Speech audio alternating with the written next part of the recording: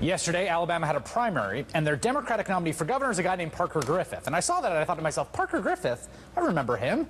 He was formerly a Democratic congressman until he switched parties and became a Republican congressman, until he was defeated twice by a Tea Party candidate. Now Griffith is back in the Democratic Party, and primary voters have chosen him to face down Republican Governor Robert Bentley next fall. That's a snapshot of the state of the Democratic Party in Alabama right now. And yesterday was also the first election day that Alabama's new voter ID law was in effect, requiring one of a handful of approved forms of identification at the polls. And as MSNBC's Zachary Roth reported, people were actually turned away because of the new law, including a 93-year-old man named Willie Mims. I didn't get a chance to vote. I went down there, though. I went down there, and they told me I had to get something with my name on it. So I don't know how to vote, but anyway, I decided to let it alone. And I come on back here and lay down, took me a nap. According to the voting rights group Empower Alabama, Mims doesn't have a license because he can no longer drive, and he was not given a provisional ballot contrary to election rules. Until yesterday, Willie Mims had been voting regularly since World War II. Not content to simply drive people away with a new voter ID law, the Alabama Republican Party is also putting out a $1,000 reward for tips on voter fraud that lead to a conviction. Now, let's be clear, the Republicans run this entire state. That includes the governor's mansion, 63% of the legislature, and all but one of the state's congressional delegation. There is no imminent threat of their dominance being challenged, especially not from voter fraud. We called up the Alabama GOP, and they said they have 3 promising tips they will be looking into. We'll see how that goes when they release the results next week. But all that's just the tip of the iceberg in terms of what Alabama Republicans are doing to try to maintain control of elections in the state. Just this week, the Supreme Court decided to take a case challenging the district map for the entire state on the basis that it violates the Constitution and the Voting Rights Act. The plaintiffs allege that Alabama's latest redistricting scheme stuffs black voters into supermajority black districts with the intent of preserving the maximum amount of majority white districts and thus diluting black voters' power in the state. The case will go before the same court that gutted the Voting Rights Act last year. It'll be a high-stakes battle with potentially huge implications for the way redistricting and the Voting Rights Act are used in the future. Joining me now to discuss it is Lawrence Tribe, professor of constitutional law at Harvard Law School and author of Uncertain Justice, the Roberts Court and the Constitution.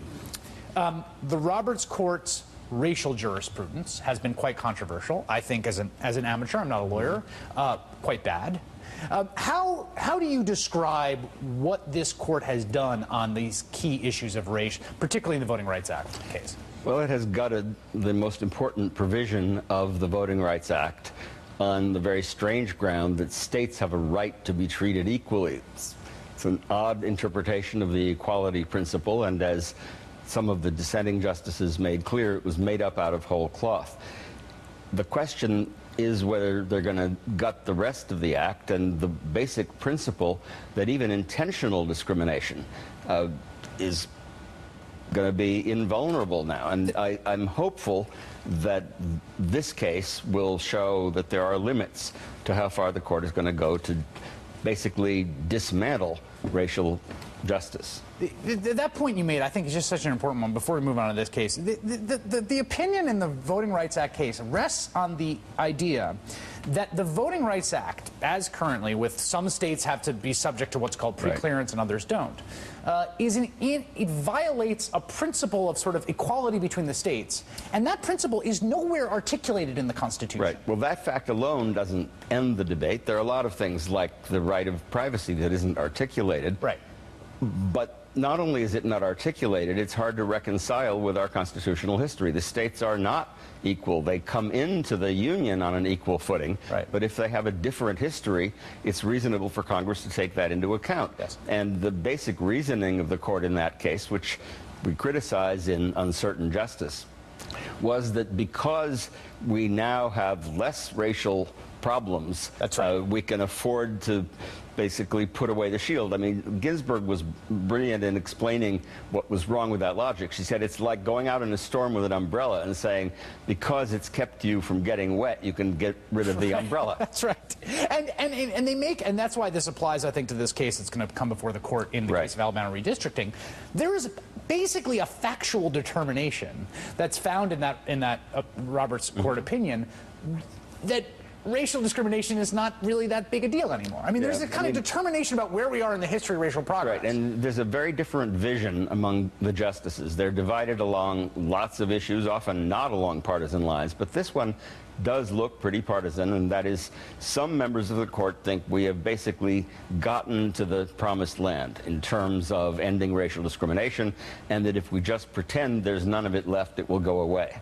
And Roberts really, by saying that the way to end discrimination is to end discrimination. Is the way to stop people from discriminating on race is to stop discriminating on the basis of race. I mean, it's not exactly a syllogism, it's a tautology. Yes. I mean, he's basically using a definition. The question is, what does it mean to discriminate? It's like Anatole France saying that the majestic equality of French law forbids rich and poor alike to beg in the streets and sleep under the bridges of Paris. Right. Treating everybody the same when they're not the same is a violent form of discrimination. And that is the question that the court will take up in this case. I mean, this seems to me a real uphill battle to win this one.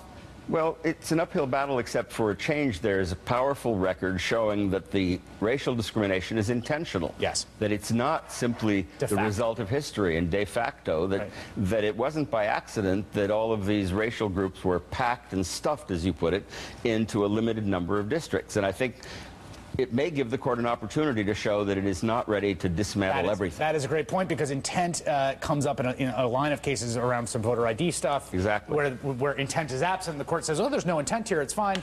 There does seem to be some pretty good factual basis for intent here. Right. Lawrence Tribe. The book, again, is Uncertain Justice. Great, thanks. Great to be here.